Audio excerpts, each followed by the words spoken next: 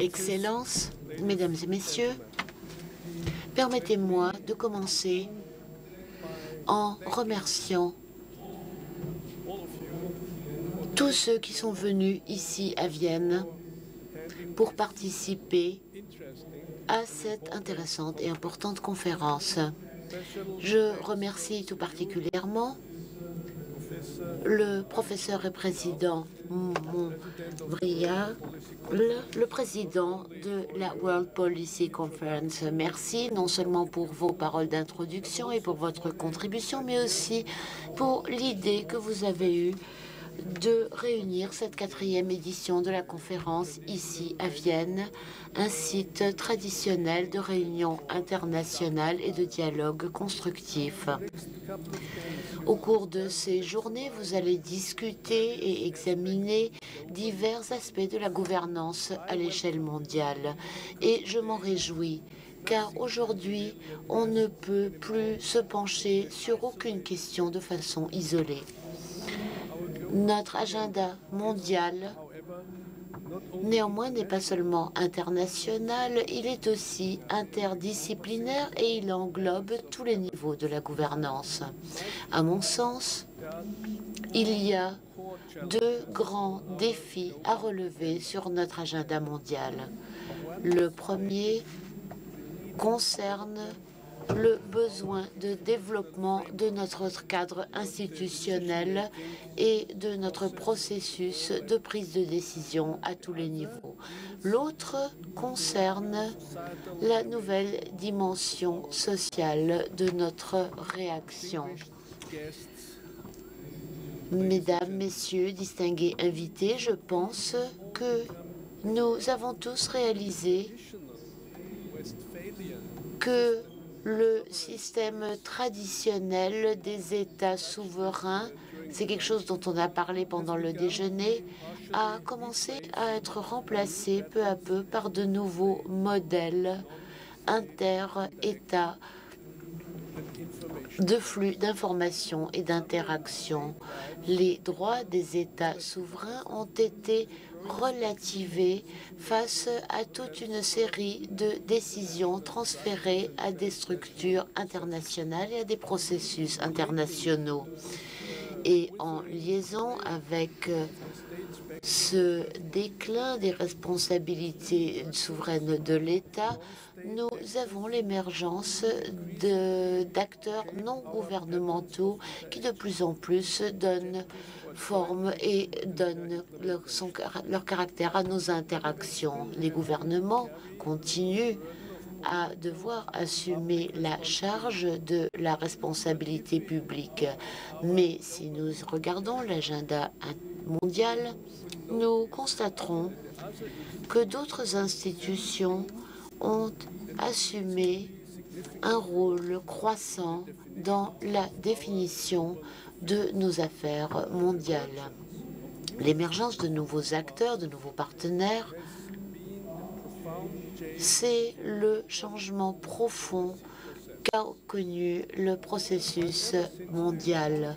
Depuis le congrès de Vienne, il y a 200 ans environ, la diplomatie multilatérale a toujours joué un rôle clé dans les affaires mondiales. Mais aujourd'hui, nous avons des processus qui, en quelque sorte, sont plutôt comparables à la politique à l'échelle nationale.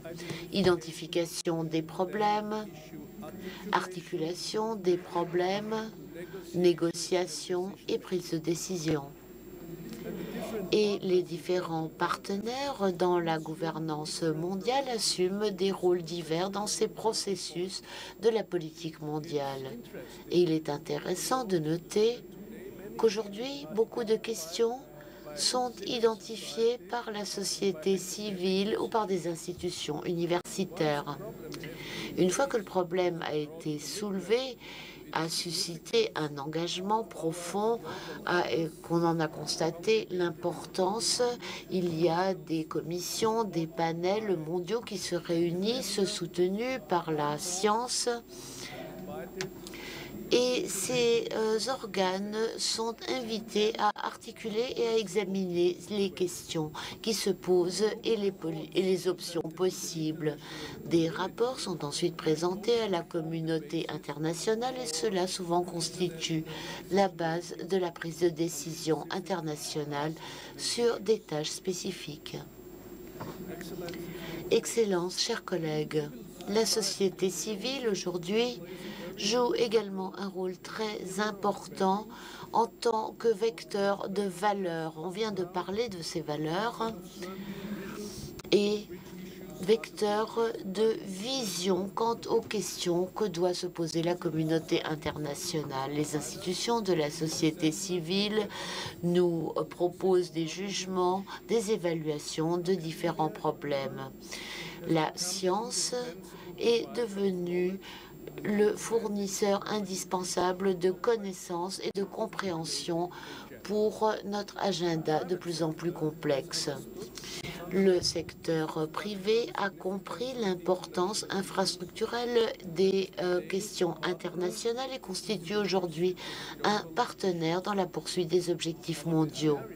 Les parlementaires constituent la passerelle fondamentale entre l'agenda mondial et la politique nationale et les priorités qui y sont liées. La question est de savoir comment nous pouvons réaliser un processus coordonné de gouvernance mondiale impliquant des acteurs, des intérêts, des régions et des capacités si divers. Je pense que la gouvernance mondiale ne peut pas être obtenue par le commandement et l'obéissance. Il faut trouver des modes créatifs d'interaction et de consultation. Un exemple important est l'Organisation des Nations Unies et notamment le Conseil de sécurité qui invite des organisations non gouvernementales pour des consultations informelles sur des questions pour lesquelles ces organisations peuvent fournir des opinions et des informations particulièrement qualifiées aux membres du Conseil de sécurité, comme par exemple sur le rôle des femmes dans les conflits armés, un sujet qui a été très important dans les dernières années. Il y a beaucoup de ces exemples qui existent.